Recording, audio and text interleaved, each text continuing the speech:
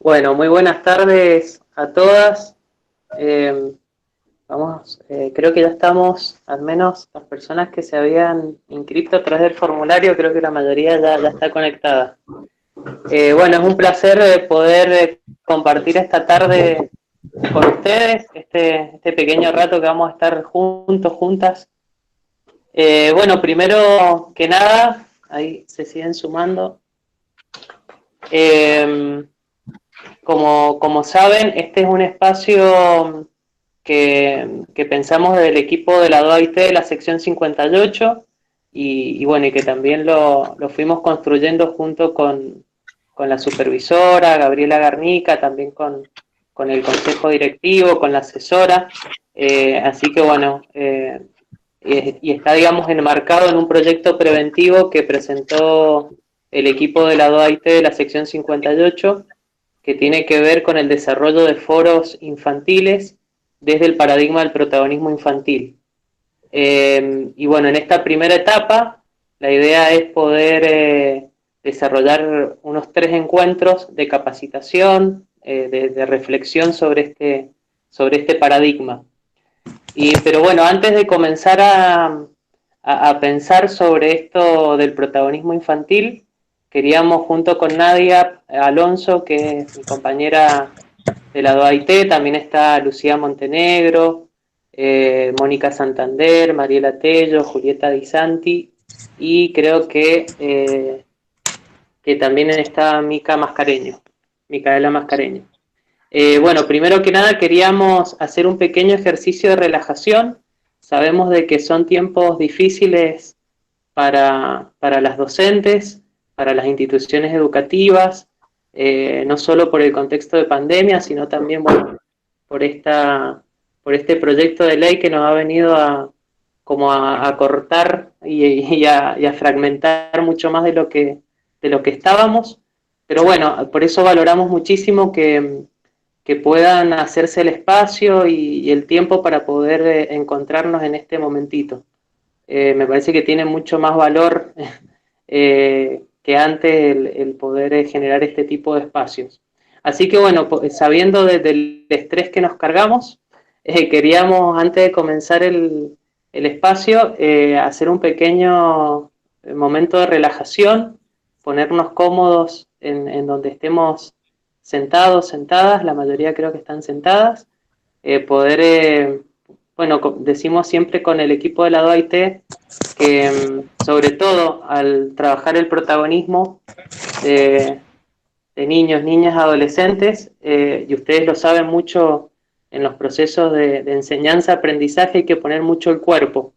Entonces, bueno, queríamos un poco en este momento, en este primer momento, relajar un poco el cuerpo. No sé, Nadia, si querés guiar un poquito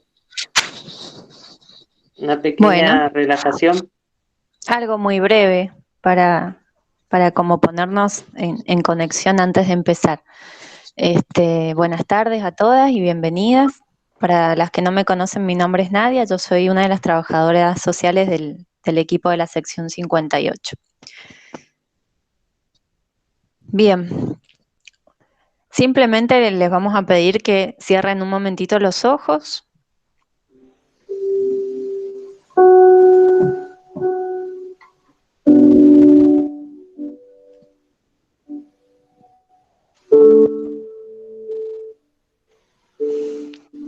Tratamos de olvidarnos de las cosas del día, de la semana, del trabajo.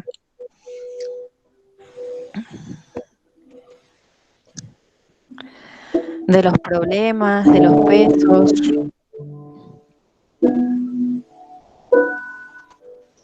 Tratamos de dejar un momentito la mente en blanco.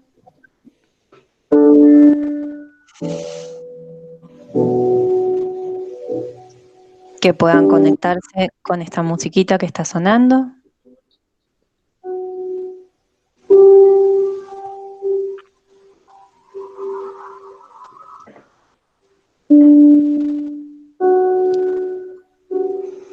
Visualizar adentro nuestro un paisaje que les guste, en el que se sientan cómodas, si es la montaña, si es el mar, la arena.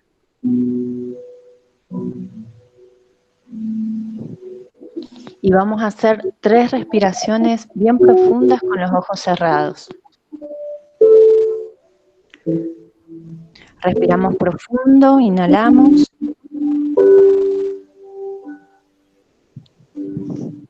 Y tratamos de soltar todo ese aire por la boca.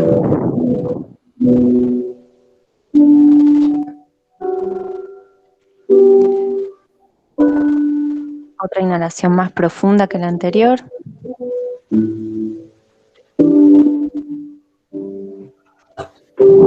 Exhalamos por boca. Y la última. Inhalo. Profundo. Lleno de energía mis pulmones, mi cuerpo, mi cabeza. Y exhalamos todo.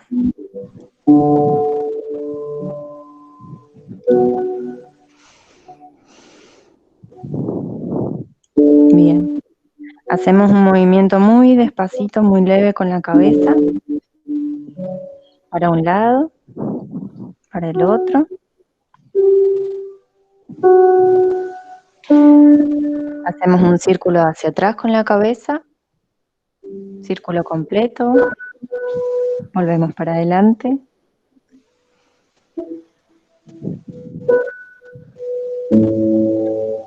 De a poquito vamos abriendo los ojos.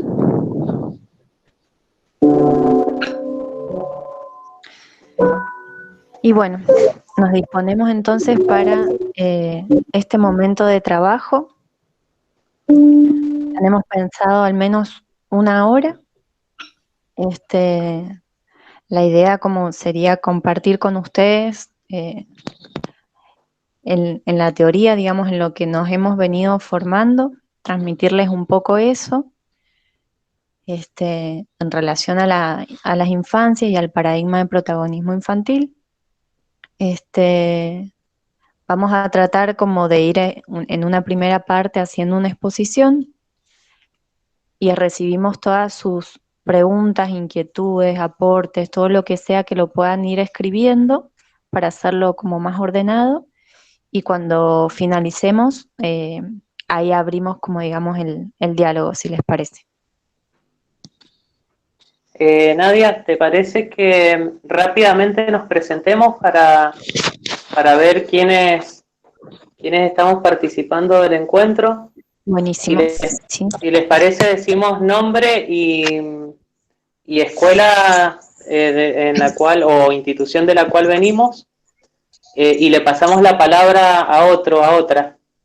¿Sí? Empiezo yo. Bueno, yo soy Fabricio Fiocheta, soy psicólogo de la DOAIT de la sección 58. Y le paso la palabra a Nadia. Hola, yo soy Nadia Alonso, trabajadora social del equipo de la sección 58 de DOAIT. Paso palabra para Lucía Montenegro. Bueno, buenas tardes a todas. Yo soy Lucía y soy psicóloga de la sección 58 de la DOAIT. Le paso la palabra a Julieta Di Santi.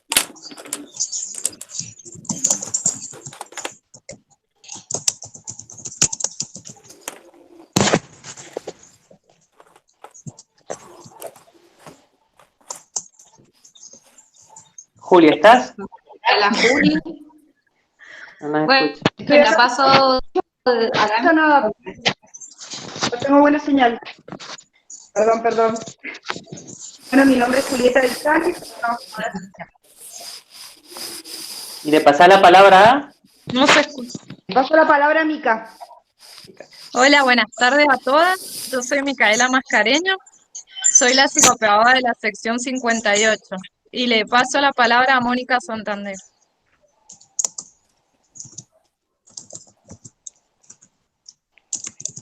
No se escucha, Moni. Está con el micrófono apagado. Gracias, Mica. Yo soy Mónica Santander, soy psicóloga y trabajo en la sección 58 con el equipo de DOAIT. Bueno, y le paso la palabra a Amelia.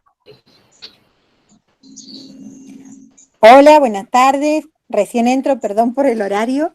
Mi nombre es Amelia, me dicen Meli, soy la directora de la Escuela Orfelina Costa y le paso la palabra a...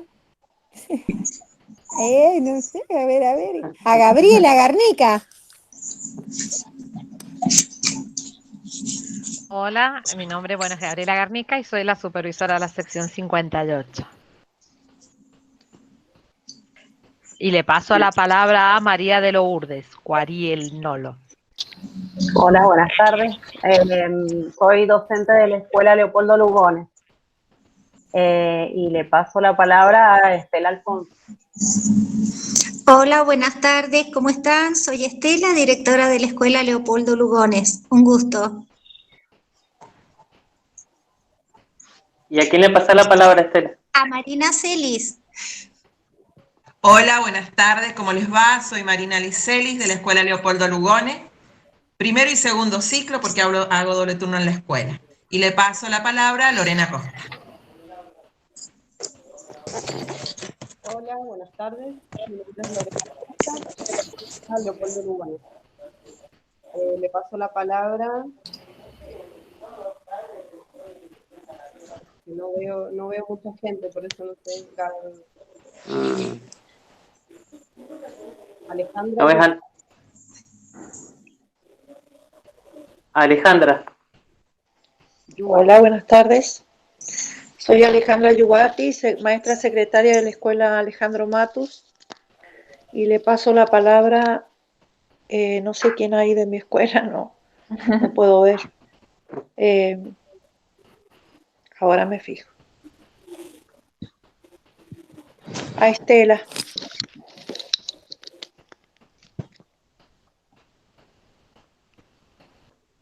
Estela. No sé si hay otro. Yo ya saludé, no sé si hay otra Estela. Estela de la Mato. Ah, perfecto. No, Estela. ¿A quién otra Estela le pasa la palabra? A ver.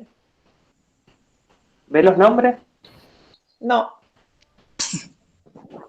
Bueno, a ver, te digo quiénes faltan. Nora, Bru, Santino, no sé quién será. Sole también está. Sole, Ah, Soledad. Flavia. Soledad. Soledad. Soledad. Bien. Hola, buenas tardes a todos. Soy Soledad Quiroga, la asesora psicopedagógica de la sección 58. Y le paso la palabra a Lorena, no, ya está. Ay, chicos, este juego. Nora. A Norita.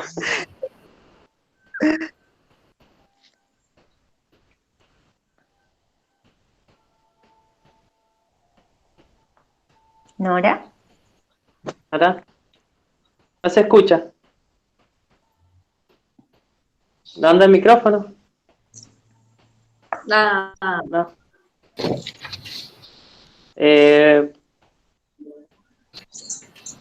Bueno, por el chat.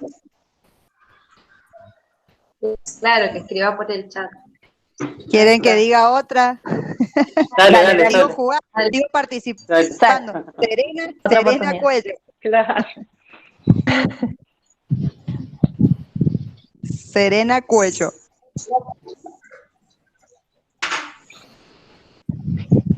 Serena. Nora. Ahí está Nora, ahí está Nora. Ahí volví. Bueno, no sé si estaban presentándose alguien más. Dale, Nora. Dale, me presento. Entonces, bueno, yo soy Nora Santos y soy referente del programa Radios Escolares. Y le paso la palabra a ver, ya creo que han hablado todas las personas que estoy viendo. Verónica Díaz. Ahí está. Una cosa, ahí dice Serena que no puede, no tiene micrófono. Ah, y la la presento. directora de la escuela Ferrari, Ana, también dice que no le funciona el micrófono. Bien, ahí leemos los comentarios. Sí.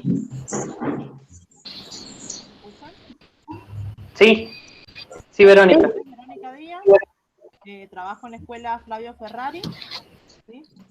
Y estoy en segundo ciclo. Gracias. ¿A quién le pasa la palabra? Creo que vi a Wanda Vidolín. ¿A Wanda? Vidolín. Hola, buenas tardes. Mi nombre es Wanda Vidolín.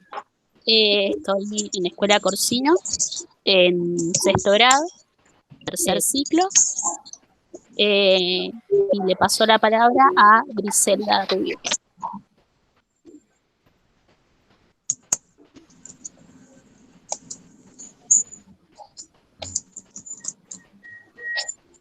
Bueno, Griselda. Me parece que no está. Serena Ahí Cuello. está escribiendo. Es Griselda, que no tiene micrófono. Ahí está presentado. Griselda Rubio de la Escuela Yolanda Corsino. Y pasa la palabra a Vanessa Fernández.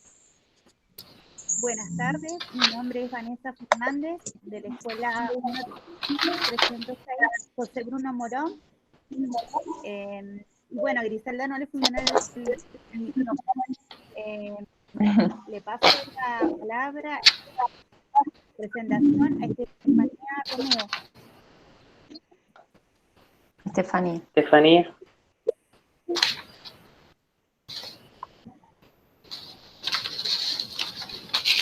Hola, buenas tardes. Soy Estefanía Romeo. Enseño de cuarto de la escuela Anaí Rinaud. Gracias. Gracias. Estefanía. Hola, buenas tardes. Soy docente de la escuela Orfelina Costa y mi nombre es Anaí. Le paso la palabra a Miriam, que está como Bru Santino.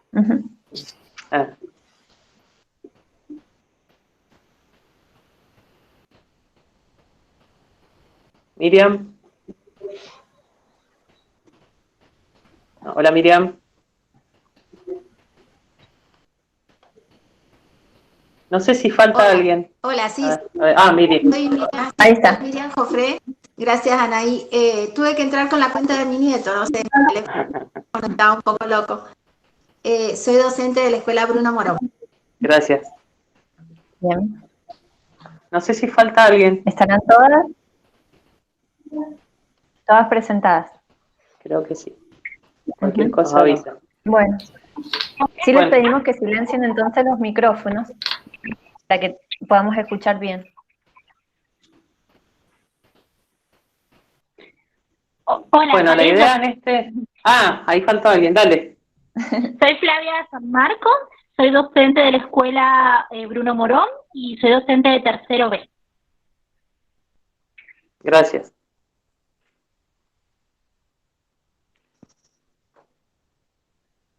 Bueno, Lucy, si querés podés presentar la pequeña presentación que hemos armado.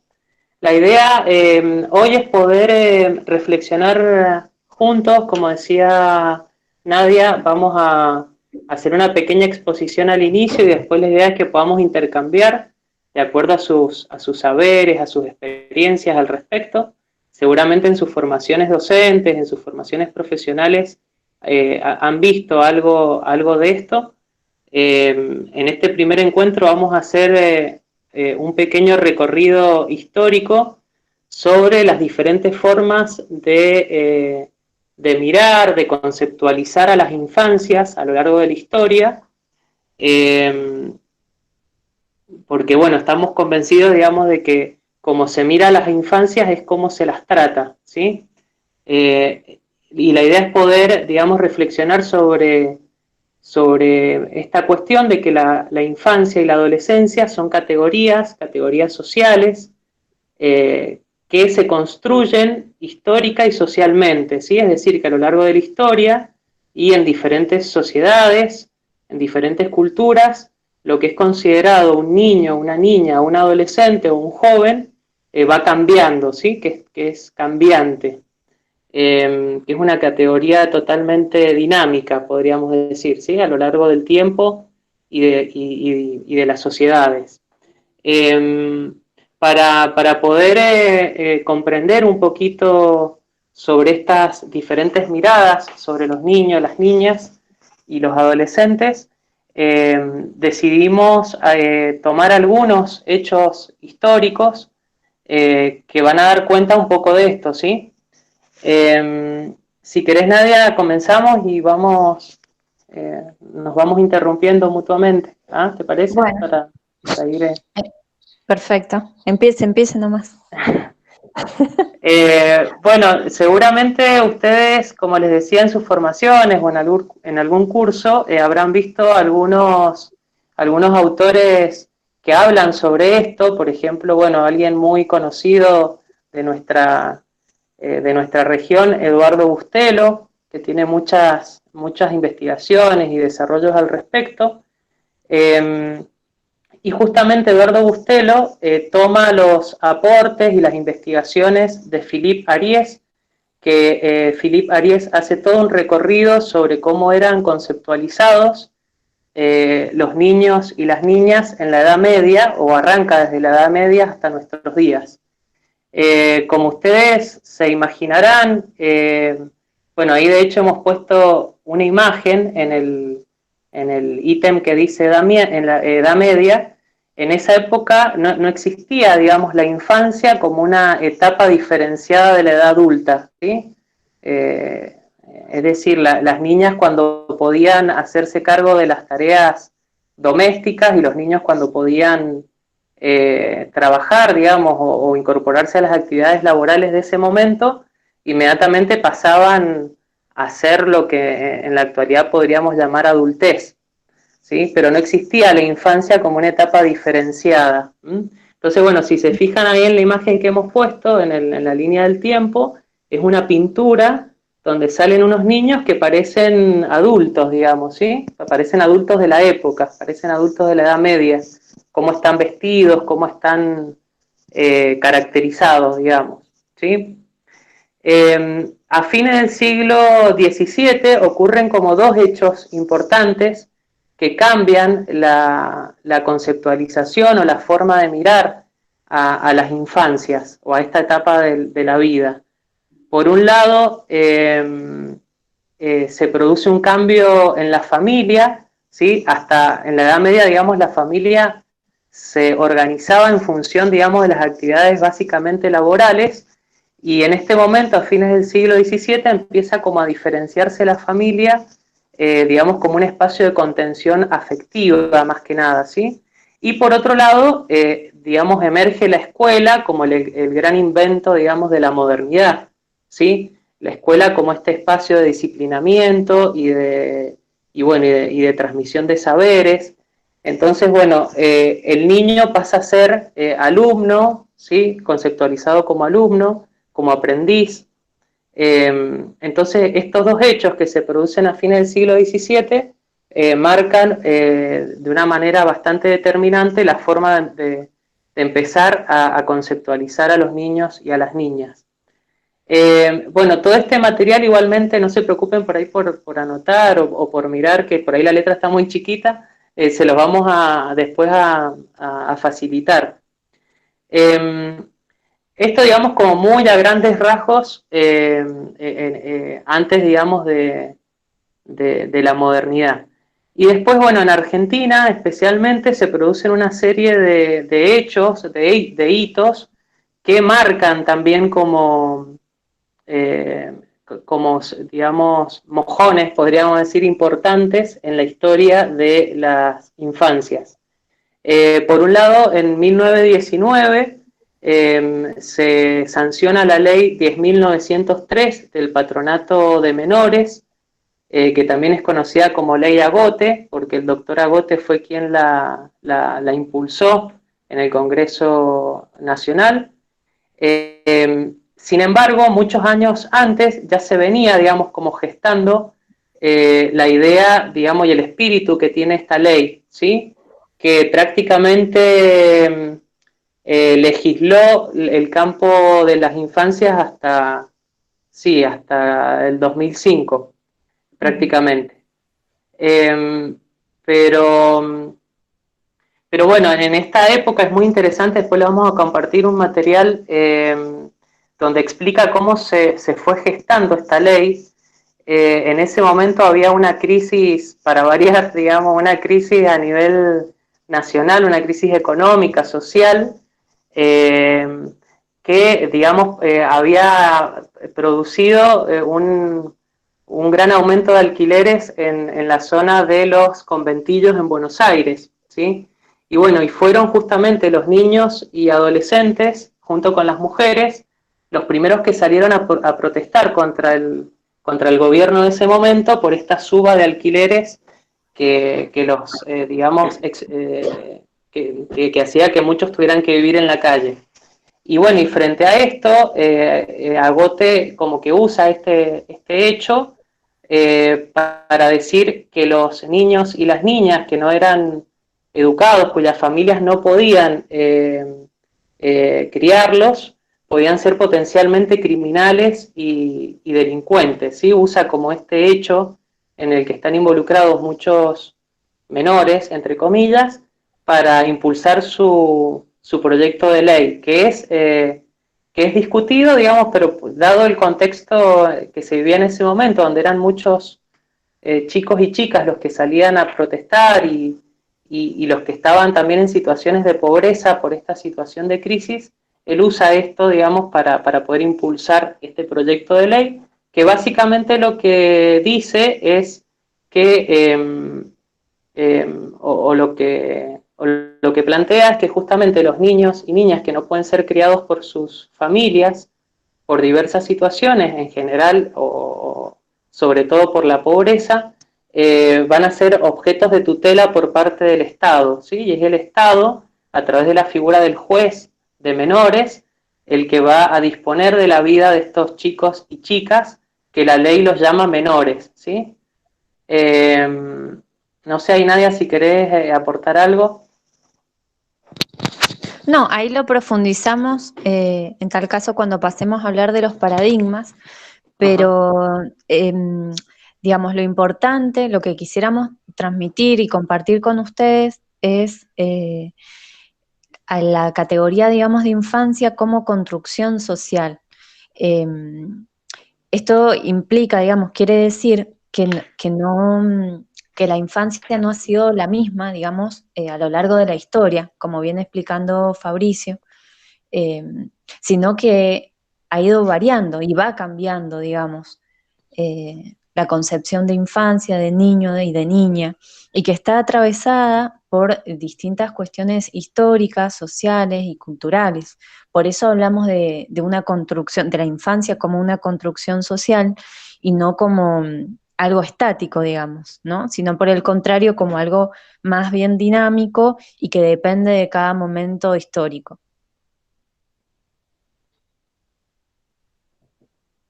Perfecto, Nadia. ¿Algo de la ley Agote querés decir?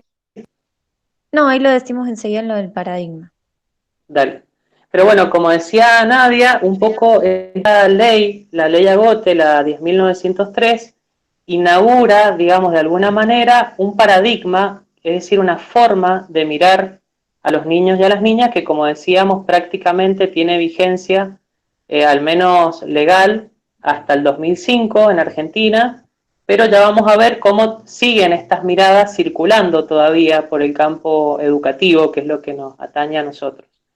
Bueno, también respecto de esta normativa del 1919, digamos, es considerada la ley del patronato porque hasta ese momento de los niños pobres que no podían ser criados por sus familias, se hacía cargo básicamente las iglesias, digamos, los credos, las iglesias, ¿sí? Sobre todo la iglesia católica, hasta ese momento. Y en ese momento, digamos, como que toma... como que toma el control de esos niños y niñas, de esos menores, entre comillas, el Estado, ¿sí? A través de estas grandes instituciones que conocemos como patronatos. ¿Sí? Si pensamos en Mendoza, la colonia 20 de junio está, digamos, fundada, digamos, en este periodo y con esta lógica, ¿sí? Quien conoce la colonia 20 de junio sabe que hay construcción, digamos que es prácticamente una pequeña ciudad, ¿sí? Donde antiguamente, bueno, todavía creo que está funcionando el microhospital, bueno, tenían hasta una pequeña fábrica donde les hacían la ropa a los chicos. Ahí también hemos puesto una foto de un patronato donde hay un montón de niños y niñas que parecen iguales, ¿vieron? Vestiditos iguales, están casi como como tomando distancia ahí, como formando fila. También instituciones de mucho disciplinamiento y muy masivas, digamos, ¿sí? Habían cientos de niños y niñas de los cuales se hacía cargo el Estado. En 1945 se produce como un avance, digamos, un pequeño avance, con la llegada del peronismo, digamos, al poder, y con las primeras políticas destinadas a las infancias, ¿sí? Ahí hemos puesto una foto de Evita, la frase esta típica de los únicos privilegiados son los niños. Bueno, también saben ustedes, por ejemplo, como por ejemplo la escuela hogar, que es de aquella época, ¿sí? Hay como un pequeño avance, pero sin embargo se sigue con esta misma lógica tutelar, ¿sí? Pero ahí podríamos ubicar como las primeras políticas destinadas a lo que después serían los derechos de las infancias. ¿Nadia, querías decir algo? No. En 1946, también otro hito importante, se crea el Fondo de las Naciones Unidas para la Infancia, que hoy conocemos como UNICEF, que en ese momento también nació muy vinculado a poder dar respuestas a los niños y niñas que quedaban huérfanos, digamos, que estaban afectados por la Segunda Guerra Mundial. Y después, bueno, en 1950 se amplía, digamos, la misión y la función de UNICEF, digamos, para cubrir las necesidades de todos los niños, niñas y adolescentes del mundo, digamos. Pero bueno, también es un hito importante porque después UNICEF va a tener un papel preponderante en la vida de los chicos y las chicas de todo el mundo a lo largo de la historia. Después, más adelante, bueno, en el 1948 se produce la Declaración Universal de los Derechos Humanos, ¿sí? Hasta ese momento no se hablaba de derechos humanos, ¿sí? Justamente por todo lo que sucedió en la Segunda Guerra Mundial. Y prácticamente ahí, en ese momento, se empieza ya a hablar, digamos, de los derechos de los niños y niñas. En el 1959 los estados que forman parte de la ONU, de la Organización de Naciones Unidas, firman la Declaración por los Derechos del Niño, pero sin embargo va a ser en 1989 finalmente, con la Convención Internacional de los Derechos del Niño, que seguramente ustedes la tienen que haber escuchado, leído, trabajado en algún espacio, es con la convención, digamos, finalmente, que se inaugura fuertemente este segundo paradigma o este otro paradigma, que es el de la protección integral de derechos, ¿sí?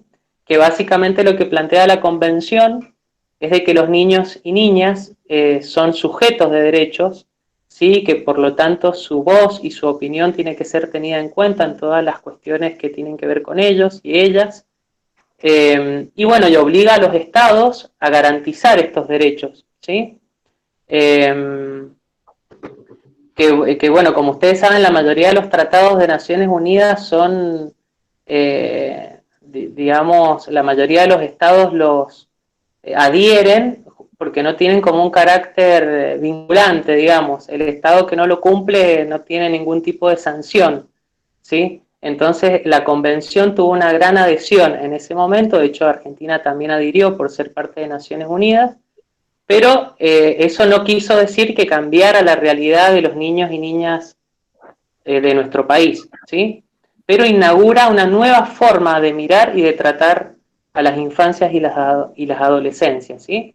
Considerando que son sujetos de derecho que por ser seres humanos tienen los mismos derechos que un adulto, que una persona, que cualquier persona, más una serie de derechos especiales por su condición de niños y niñas, ¿sí? Bueno, ahí hemos puesto que en la década del 60 y del 70, que esto lo vamos a profundizar en los próximos encuentros, empiezan a surgir en América Latina una serie de movimientos de niños y niñas trabajadoras y trabajadores, ¿sí? Que es lo que de alguna manera va a dar paso a este paradigma del protagonismo infantil. Que ahí no sé, Nadia, si querés decir algo o lo profundizamos luego. Lo profundizamos luego. Bueno, no. Pero bueno, tener presente que acá se darían como los inicios, la década del 60 y 70, incluso previo a la Convención Internacional, ¿no? Exactamente. Bueno, luego en 1994, como saben, se produjo una nueva constitución en Argentina, digamos, se modificó la Constitución Nacional y ahí se incorporan todos los tratados internacionales y entre ellos la Convención Internacional de los Derechos del Niño, ¿sí? Pero sin embargo seguíamos regidos por la Ley Agote del 1919, ¿sí? Con el paradigma tutelar, a pesar de estos marcos internacionales. Lucy, ¿querés pasar a la próxima diapositiva? Bueno, luego, como ustedes saben, seguramente la deben de conocer muchísimo, en el 2005 se sancionó la ley 26061 de protección integral de derechos de niños, niñas y adolescentes, que esta ley lo que hace finalmente, después de muchos intentos de leyes con el enfoque de derechos, se puede sancionar, digamos, esta ley en el 2005, justamente lo que hace es tomar todo el espíritu y el marco de la Convención Internacional de Derechos del Niño y dar por tierra, digamos, la ley Agote, finalmente, ¿sí? La ley del patronato de menores. Fíjense cuántos años pasaron, del 1919 al 2005, que digamos que nos regimos por este paradigma tutelar, ¿sí?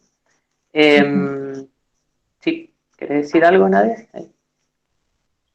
No, bueno, para profundizar quizás un poquito ahora que estás mencionando lo del paradigma, como decía Fabri, digamos, hay distintas miradas en relación a la infancia y a la adolescencia, y que están presentes en cualquier práctica, ¿no? Que cualquier profesión que intervenga con esta población.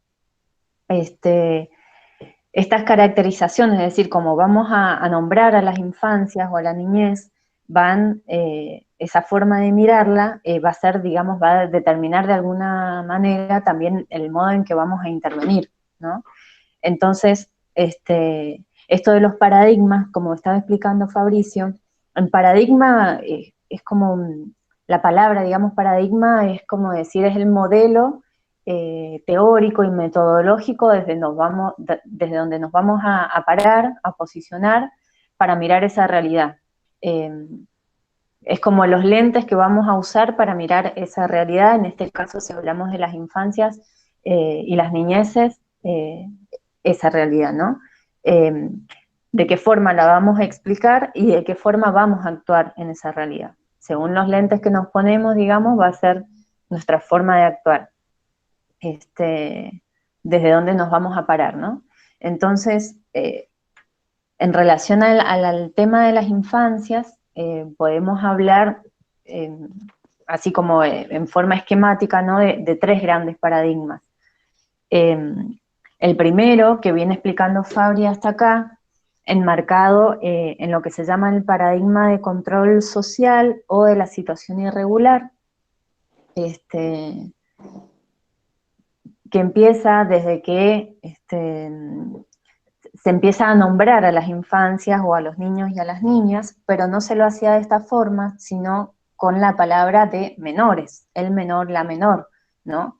En ese momento no se hablaba del niño o la niña, o de las infancias, sino que se dirigían a ellos a través de esa palabra, de ese término, del menor, que incluso, digamos, esto tiene también los paradigmas, ¿no? No es que desaparecen, que como de un año a otro, de una época a otra, que van a dejar de existir, sino que siguen vigentes. Entonces, escuchamos, digamos, al día de hoy a referirse a los niños y niñas con ese término, el de menor. Sin embargo, es propio de este paradigma, ¿no? De este posicionamiento. Y en este paradigma se entendía entonces a los menores, entre comillas, a aquellos niños, niñas y adolescentes que estaban en una situación, digamos, de vulnerabilidad social y económica, y que por esa condición que les tocaba, digamos, que atravesaban, que les tocaba vivir, eran muchas veces eran objeto de las instituciones creadas por adultos, como que estas instituciones debían hacerse cargo de esta situación de vulnerabilidad en la que vivían. Entonces, son todas estas instituciones que nombraba Fabri, el patronato, digamos, y demás, las que intervenían y venían a suplir de alguna forma el lugar de la familia, ¿no? El Estado, en este paradigma, en este caso, intervenía a través de estas instituciones, el patronato de menores. Y acá la figura del juez es como el juez de menores, ¿no? Como muy importante y crucial, como que el juez como autoridad máxima y como la persona con el poder de tomar las decisiones en lo que respectaba a la vida de estos niños y niñas. Era el tutor, ¿no? Padre y tutor, se decía, de aquellas personas menores de 21 años. Y también había todo como una mirada en este sentido de culpabilizar, digamos, a las familias de estar atravesando esta situación de vulnerabilidad. Como que, digamos, se invisibilizaba o se perdía de vista que el Estado debería ser el responsable de alguna forma de dar solución a estas situaciones de vulnerabilidad, y en lugar de eso, la práctica era simplemente la institucionalización, ¿no? Y repito, como culpabilizando o responsabilizando a estos niños, niñas y a sus familias de la situación que les tocaba vivir. En realidad lo que sucedía es que el Estado no promovía, digamos, políticas sociales, por ejemplo, destinadas a este sector, que pudieran atender las necesidades reales de estos niños, niñas y sus familias, sino más bien que el Estado, a través del juez, tomaba como este rol paternal, si se quiere, pero también muy punitivo, digamos, como muy ligado a todo lo que es la judicialización, porque en definitiva con la institucionalización lo que se hacía era eso, se privaba, digamos, la libertad, porque al fin de cuentas, digamos, en nombre de la protección, digamos, se decía que para proteger a estos niños, no se sabía si es realmente proteger a estos niños y niñas de las familias que le habían tocado o proteger al resto de la sociedad de que estos niños podían ser potenciales, entre comillas, delincuentes o que van a ir en contra de la normativa social. Entonces, en definitiva, los menores eran considerados objeto de tutela por el Estado a través de la figura del juez y lo que sucedía en verdad era ocultar las verdaderas causas que llevaban a estas situaciones de vulnerabilidad, ¿sí? Entonces el problema era más bien la conducta desviada de este menor, como algo a atender. Y como les decía, en realidad proteger no a los menores, sino a la sociedad de estos niños que podían convertirse para la sociedad en peligrosos o rebeldes.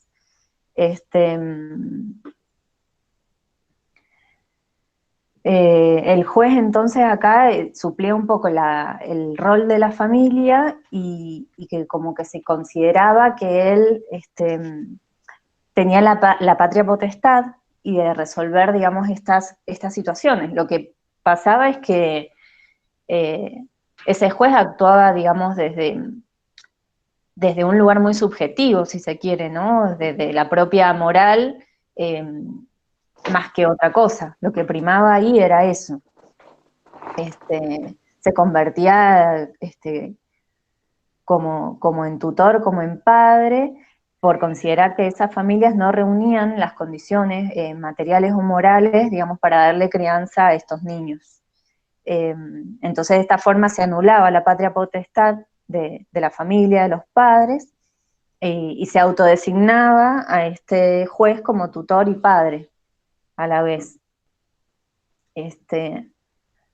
Acá, bueno, con el tema de la práctica de institucionalización, les decía también ahí los profesionales, y sobre todo mi profesión, digamos, la del trabajo social, le queda como muy pegada, si se quiere, a este paradigma de entender, digamos, que el trabajador social es el que saca, entre comillas, ¿no?, a los chicos de la familia para llevarlos a un lugar supuestamente mejor.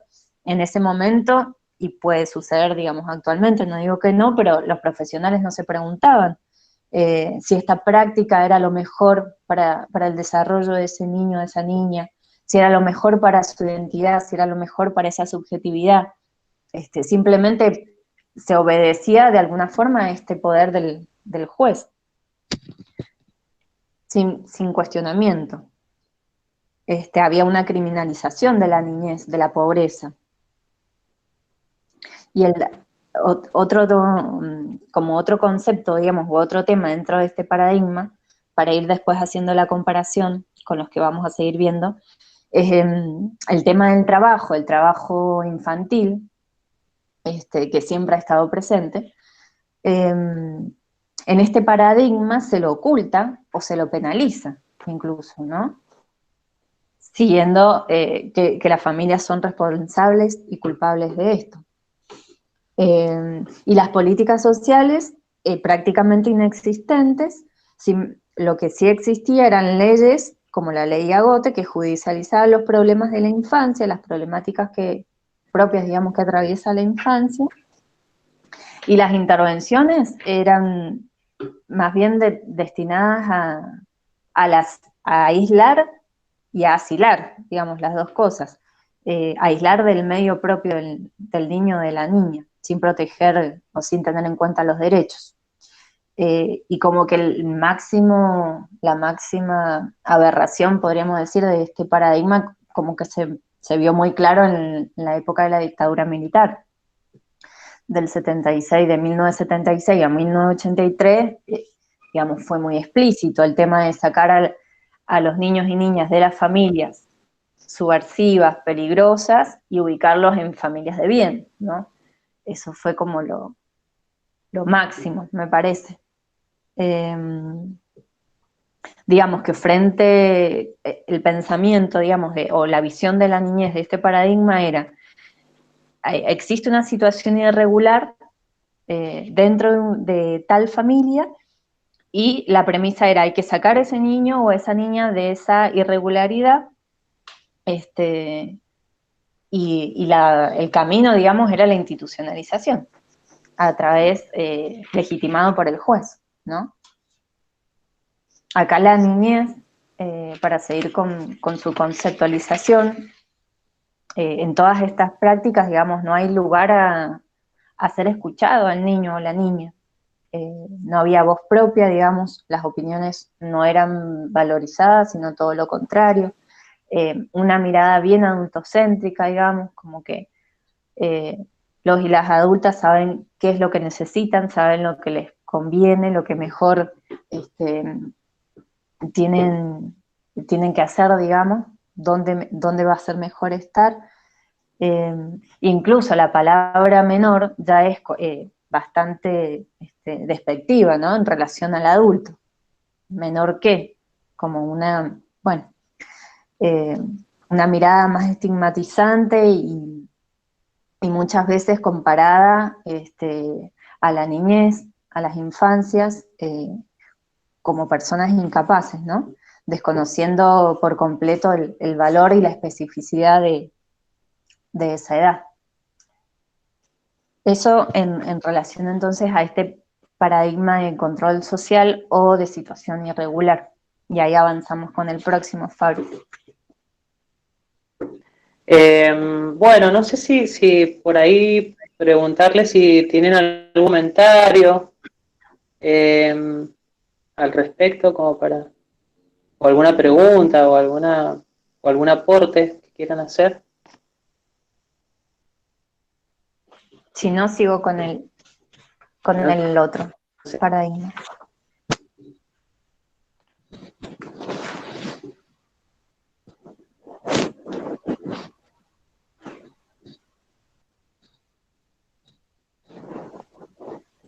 Muy claro, dice.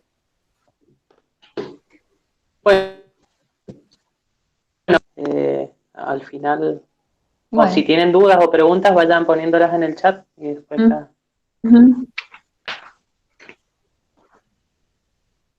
Bueno, no sé, Nadia, ¿querés comentar algo del paradigma de la protección integral?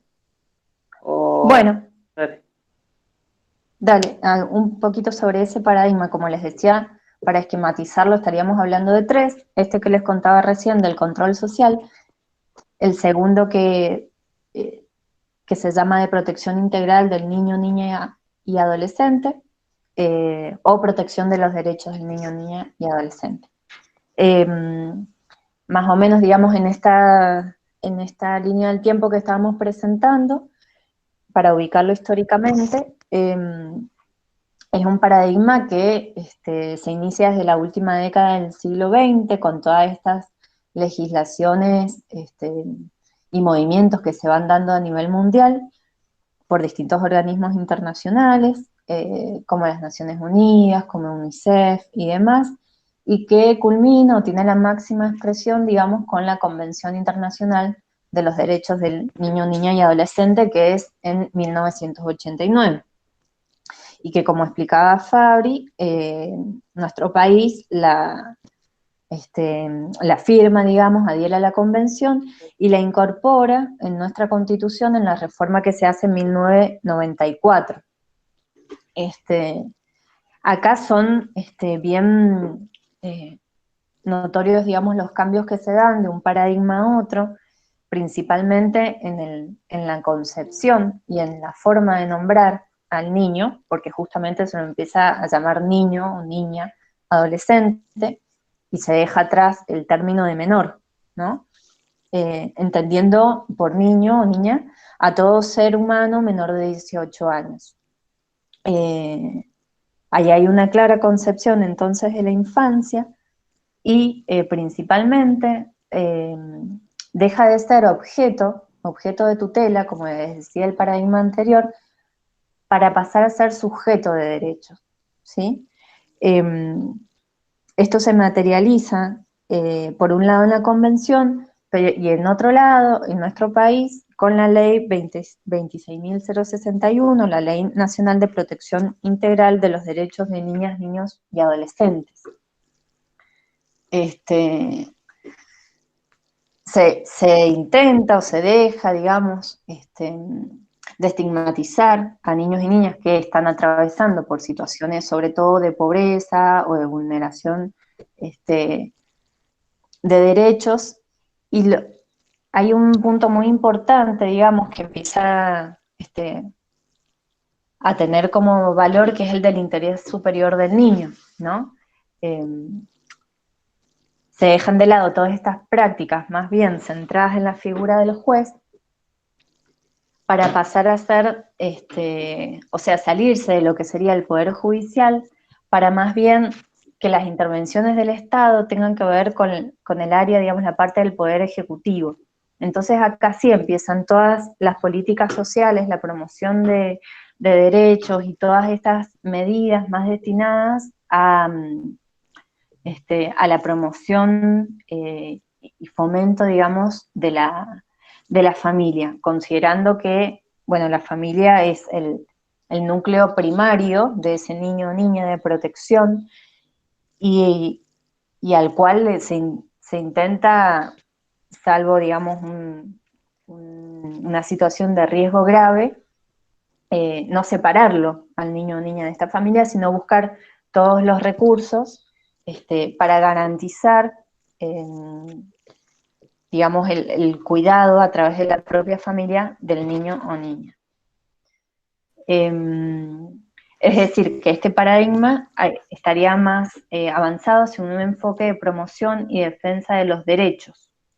Ya se intenta correr de esta mirada del niño o niña como de adolescente, como alguien peligroso, sino que el enfoque se realiza más bien desde derechos. Y bueno, y fundamentalmente esto del derecho a la opinión, ¿no? Se los escucha, digamos, a los chicos. Repito, si bien pueden existir prácticas, nos encontramos, digamos, en lo cotidiano, en el trabajo, con prácticas que quizás están más del lado del paradigma de control social. La premisa sería, en primer lugar, el derecho a la opinión, a ser escuchado de todo niño o niña, ¿sí?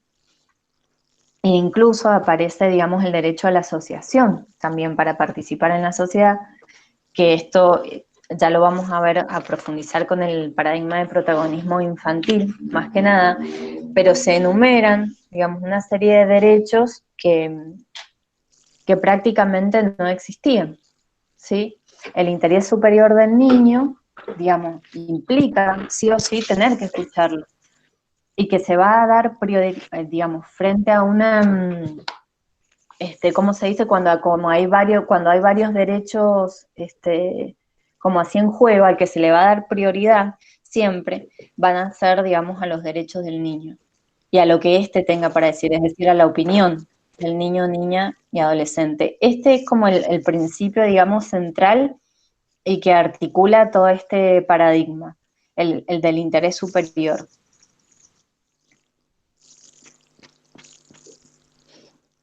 Y bueno, y acá el Estado, como les decía, toma mayor responsabilidad o aparece más en escena, no desde el lado judicial, sino más bien desde el lado de promotor de estos derechos, y a través de las políticas sociales, a través de políticas públicas, en el área de la educación, en el área de protección, de apoyo, de familia, de salud. ahí se ve como más clara la participación y la intervención del Estado, y con ellos, digamos, los ejecutores de estas políticas, que son los profesionales, ¿no? Los juzgados de menores cambian, digamos, la función más bien sería controlar el cumplimiento de estas políticas, ¿sí? No tanto la decisión de qué va a suceder con la vida de esos niños y niñas, como pasaba en el paradigma anterior, sino garantizar el cumplimiento de esas políticas. A partir de la ley 26.061, de la Ley Nacional de Protección, digamos, es que se crean una serie de organismos del Estado para dar aplicar, es acá cuando aparecen primero LOAL y ahora que es el ETI, para el cumplimiento de estos derechos, ¿sí? Y para la toma de medidas cuando estos derechos se encuentran en peligro, en riesgo, cuando están siendo vulnerados.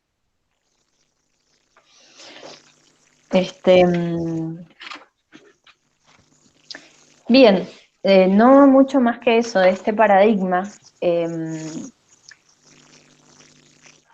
La idea de nosotros era como llegar a compartirles esto. Ahora vamos a abrir como algunas preguntas y si quieren alguna otra aclaración. Pero ya a partir de acá, el próximo jueves como que nos adentraríamos a lo que es el paradigma de protagonismo infantil, que bueno, lo vemos el jueves que viene, pero ya incluso de la convención del 89, la Convención Internacional de los Derechos del Niño, el paradigma de protagonismo infantil hace toda una crítica, ¿no? Y eso es lo que, bueno, que queremos seguir profundizando, pero hasta ahora como mostrarles un poco esto, lo de la construcción social de la infancia, los paradigmas, digamos, que han acompañado y desde donde se han intervenido con esta población, para después ir como de lleno al paradigma de protagonismo infantil.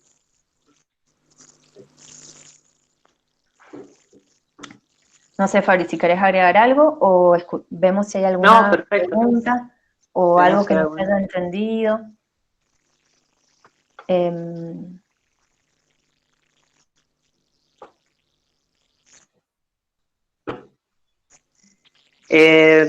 También, si ustedes... Sí, Meli. Sí. O sea, que serían como dos grandes paradigmas, ¿no? El tutelar y el de interés superior del niño. Y en el marco del interés superior del niño está el de protagonismo infantil, o es un nuevo protagonismo, o un nuevo paradigma, perdón, el de protagonismo infantil. No me quedó claro eso. Sería uno nuevo, Meli. Serían, claro, como para esquematizarlo, habrían 3 paradigmas en relación a las infancias. Dejamos el de paradigma de protagonismo infantil para el próximo jueves para como darle más tiempo y profundizar en ese. Bien, ahí me había quedado enredado esa unión. Bueno, gracias. Por ahí, bueno, como pasa siempre en la vida misma, en la historia también, digamos, los hechos históricos como que se van, estos son como hitos, los que les hemos mostrado, lo que hemos charlado, pero en realidad hay movimientos que se van gestando mucho antes, digamos, de estas leyes o de estos momentos. Entonces, bueno, ya después vamos a ver cómo en realidad el paradigma del protagonismo surge más movimientos.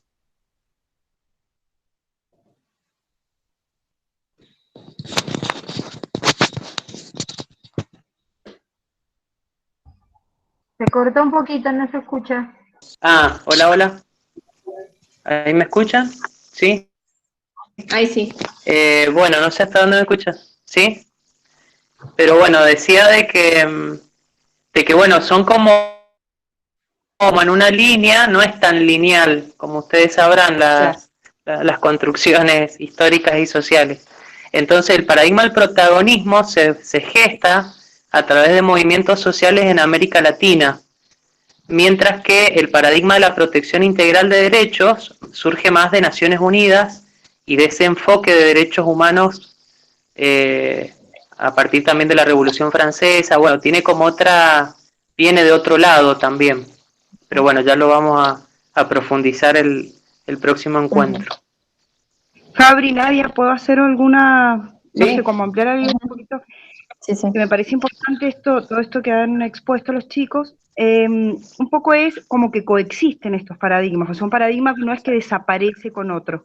Durante mucho tiempo, como los procesos sociales son lentos, ese paradigma coexiste. No todo, hay algo que prima, hay algo que pesa más, que es el paradigma actual, digamos, pero está la coexistencia de estos paradigmas. De hecho, estas instituciones nuevas que surgen después de estos juzgados de menores tienen mucha concepción de los juzgados de menores. Entonces cuesta por ahí a algunos profesionales o algunos actores sociales que se entiendan algunas maneras, digamos, nuevas que se están avisorando por suerte, donde ven a los niños y las niñas de otra manera. Tal cual. ¿Puedo hacer una pregunta? Habla Sí. Estela. Hola, Estela. Dado que se han sumado nuestras compañeras docentes, que son en definitiva las que en el aula van a luego aplicar de a poquito, me gustaría que si les podrían mencionar brevemente el objetivo que nos habían charlado a nosotros cuando nos reunimos en supervisión, como para que ellas sepan, porque de pronto a lo mejor hoy escuchan este marco teórico, pero para que ellas sepan cuál era el objetivo de estos encuentros. Aunque los tiempos los hayamos extendido, ¿cierto? Pero para que ellas sepan. Bueno, no sé si querés responder.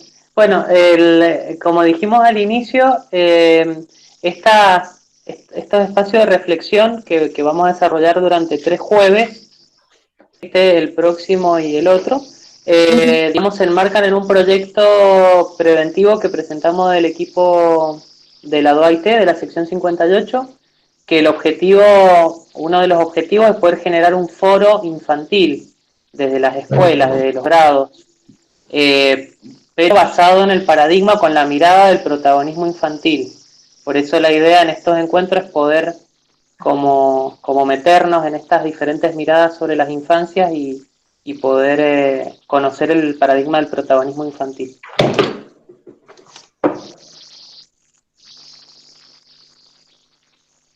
No sé si alguien más quiere opinar o decir algo. Ahí, Fabricio, la idea en realidad es que nosotros nos podamos posicionar para poder generar estas instancias de debate en este paradigma, me interpreto que es esto, y que después los docentes puedan generar esos foros con los chicos y chicas, pero ya tal vez para el año próximo o también se prevé para este año, como está medio apretado el calendario para este año, o ¿cómo quedó eso? Creo que esa es la pregunta que hacía Estela también, ¿no? De los tiempos. Y mira, nosotros del equipo, ahí, bueno, puede también opinar alguna de las compañeras, pero pensamos por ahora hacer solo estos espacios de capacitación y dejar el foro, digamos, la implementación de los foros para el año que viene. Estaría bueno. Pero bueno, tal vez también pueda hacer algo que se pueda multiplicar, porque a lo mejor, no sé, pienso que también al conocer de qué se trata, el año que viene, bueno, no sé si vamos a estar los mismos docentes o no, va a haber seguramente un movimiento, a lo mejor va a haber que retomarlo, pero bueno, empezar a hablar del tema ya es un avance también, ¿no? Sí.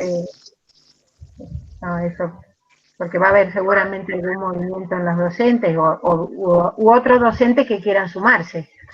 Tal cual. Sí, lo que siempre charlamos con las compañeras del equipo, el tema del protagonismo es como el machismo, digo yo. Es como que está como en la mirada adultocéntrica, que después también la vamos a charlar en los próximos encuentros, está muy metido en nuestras matrices, digamos, y lo ideal sería tener un espacio continuo de reflexión y de formación sobre la propia práctica en relación al protagonismo infantil. Porque todo el tiempo estamos reproduciendo paradigmas o miradas que finalmente lo que hacen es vulnerar a la situación de los niños y niñas. Entonces, ojalá que podamos sostener un espacio de reflexión también el año que viene, para Yo quienes quería quieran sumar. Sí, Norita. decir algo. Me parece que este espacio es muy importante porque, como ustedes decían, coexisten distintos paradigmas y estamos con todos los paradigmas dentro de la escuela. Si bien estamos más acostumbrados a hablar sobre la protección del derecho de niñas y niños, me parece que la mirada adultocéntrica, como decía Fabricio, sigue muy instalada y nos cuesta mucho soltar para dejarlos que sean los protagonistas. Así que me parece que es importante que construyamos estos espacios para que tengan continuidad, como decían ahí, si cambian las maestras, si cambia lo que cambie, que la mirada sea desde el paradigma de participación, de protagonismo. A lo mejor esto es algo bueno que trajo la pandemia, empezar a usar la tecnología Sí. y podemos sostenerlo con alguna forma más accesible, que sean estos encuentros virtuales o videollamadas. Tal cual. Bueno, y Nora Santos, aunque ella no lo diga, un poco la idea de los foros infantiles también surgió por... Ella nos hizo muchos aportes de algo que venía pensando, y bueno, Nora trabaja en las políticas socioeducativas de la DGE, entonces bueno, también la idea es como poder darle mayor continuidad a nivel institucional también, poder ir haciendo como el espacio institucional. Sí, la idea, uno va copiándole la idea a otro, es como saber quién inventó la rueda, ¿viste? Más o menos, porque el Parlamento, nosotros tenemos dentro de política socioeducativa un programa que se llama Parlamento Juvenil del Mercosur, que me parece un lugar fabuloso para que este protagonismo infanto-juvenil se desarrolle. Cuando estuve trabajando varios años en esto, dije, bueno, ¿por qué no lo hacemos en primaria? ¿Por qué no darle la voz a la primaria también? Sale básicamente de esa idea de argumentar y debatir ideas y ser ellos los protagonistas.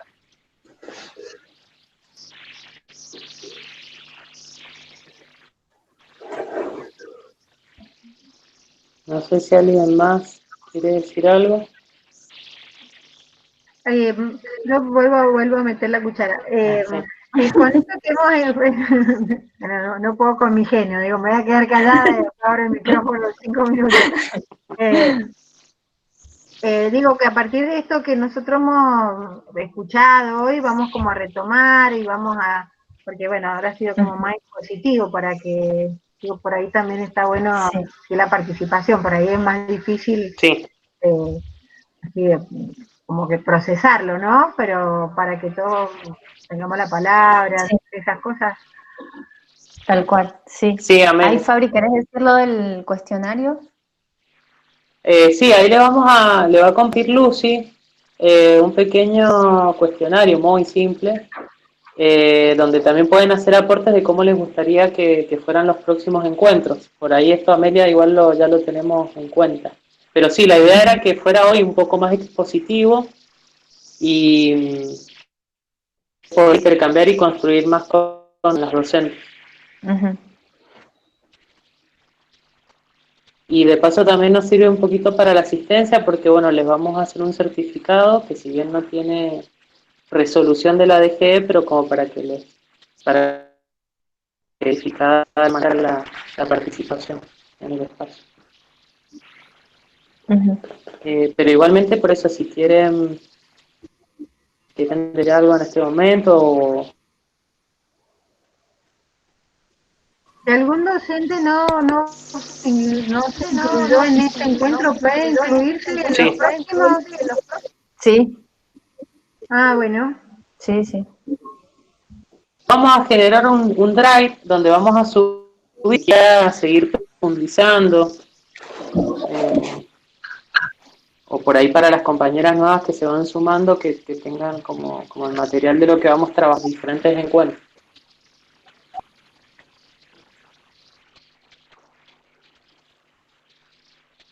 A ver ahí los comentarios.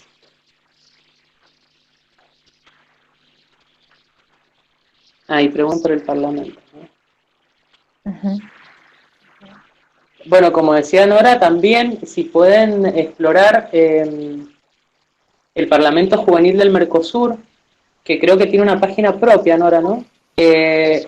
Para ver el modelo que tiene, la metodología, las estrategias de participación es muy interesante. Como un ejemplo después, porque después la idea también es que juntos y juntas podamos pensar cómo desarrollar los foros en los grados que tiene cada una, con las edades que tiene cada una. Si pueden con Mercosur, la verdad que es interesantísimo los materiales que se usan, cómo se plantean los debates, cómo se construye con los adolescentes y las adolescentes. Nora, tiene una página el Parlamento, ¿no? Sí, no la sé exactamente, pero el Parlamento Juvenil del Mercosur, ahí lo van a encontrar. Más que interesante.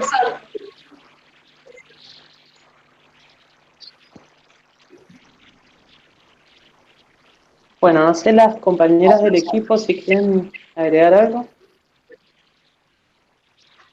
Gabriela, ¿sigue estando Gabriela? La supervisora, la Sole. Sí, sigo estando, acá estoy. Están. Lo que pasa es que esta semana he tenido un problemita técnico y vamos a ver si el fin de semana me lo arreglan porque me pasó la otra vez, pero el Meet me saca la cámara. La otra vez me sacó la cámara y el sonido, podía escuchar nada más. Y ahora me ha sacado la cámara esta semana. Así que... Pero le dije al marido, no toques nada hasta el fin de semana, porque si me descuadras lo demás con esto. Te desconecta del mundo. Y mira, con respecto a lo del Parlamento, hubo una experiencia el año pasado y una escuela de Guaymallén fue primaria. Ajá.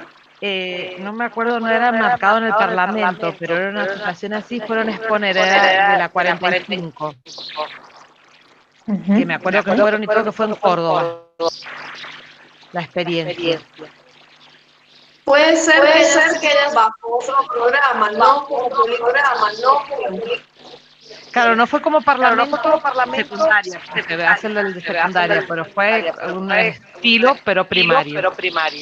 Fue una muy linda experiencia. Sí, pueden haber otro lugar.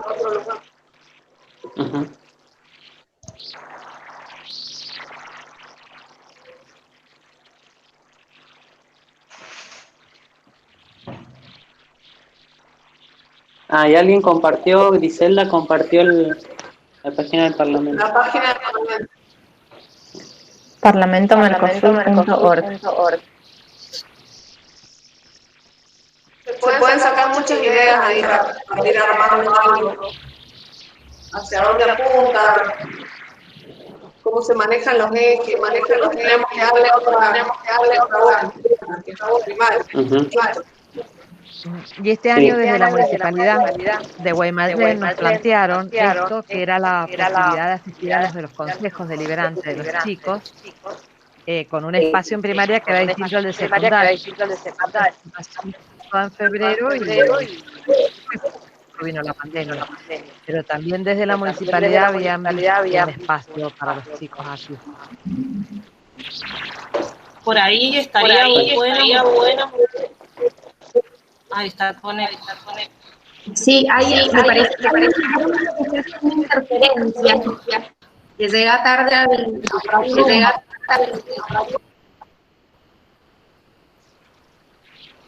A ver. Ahí se escucha bien.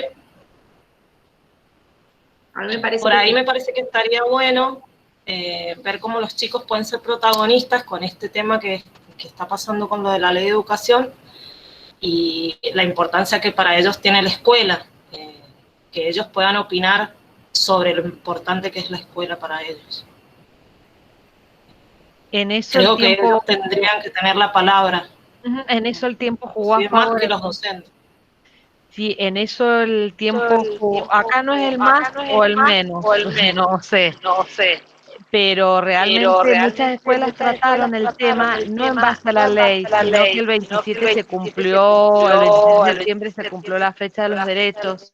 Entonces justo muchas escuelas habían trabajado lo que son los derechos, lo que son los deberes desde la palabra, ¿no? Desde que para que los chicos entendieran. Así que justo la semana pasada han estado trabajando algunas escuelas sobre ese tema.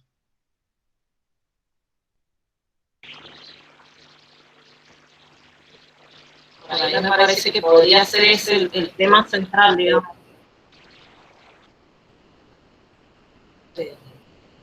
para plantearle a los chicos.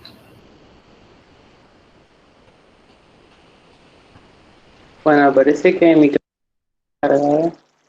Hola, ¿ahí hace descarga, Lucy? ¿Sí? No. No, ahí no, cuando vos hablas no, pero cuando otro habla con tu micrófono prendido, sí. Respecto a lo que decía Mónica, nosotros, como saben, tenemos un espacio en la Mosquitera, un pequeño espacio radial, y desde ahí hemos empezado a preguntarles a los chicos y a las chicas justamente esto que decía la Mónica, cómo les gustaría que fuera, qué cambios les gustaría en la escuela, qué opinan, digamos, para que todos los chicos y chicas puedan aprender, qué cambios habría que hacer o qué mejoras, bueno, una serie de preguntas que las estamos en la radio, también si las docentes que están ahora escuchando quieren prenderse, digamos, en ese espacio para habilitarles un poco la palabra en relación a eso, estaría bueno. Pero bueno, como dice Mónica, también Gabriela, es muy necesario también escucharlos a ellos y a ellas a ver qué está pasando y que finalmente los involucra directamente. Más la ley, menos creo que escuchen a los chicos y a las chicas, pero bueno, al menos generar eso ahí, digamos, contracorriente.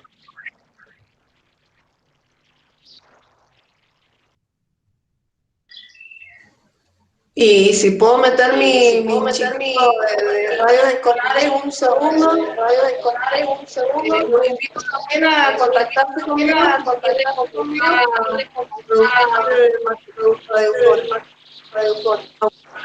a la escuela.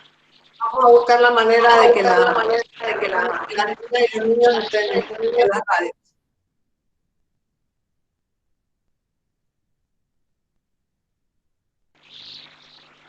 Perfecto. Bueno, si no hay nada más,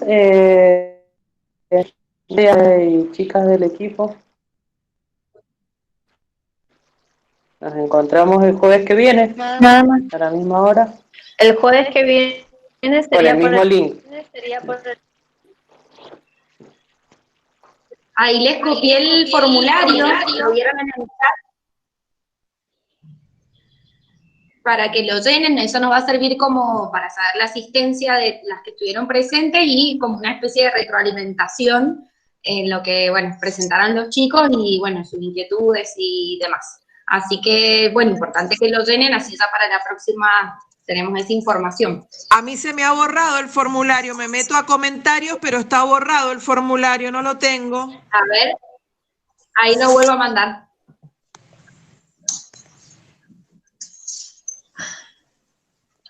Gracias. Ciudad es un sustantivo común propio. Ciudad. No. Es común porque, claro, porque a todos se les dice ciudad. Hay alguien que tiene el micrófono. Ahí hay un protagonista infantil. Muy bien. Bueno, nos vemos el jueves. Nos encontramos el jueves. A las 15. Que estén bien. Chao. Adiós. Nos quedamos llenando el formulario. Bueno, que tengan buena tarde. Chao. Buenas tardes. Chao, muchas gracias. Adiós. Seguimos en contacto, gracias. Chao, Gabriel. Gracias a ustedes. Chao, Gabriel.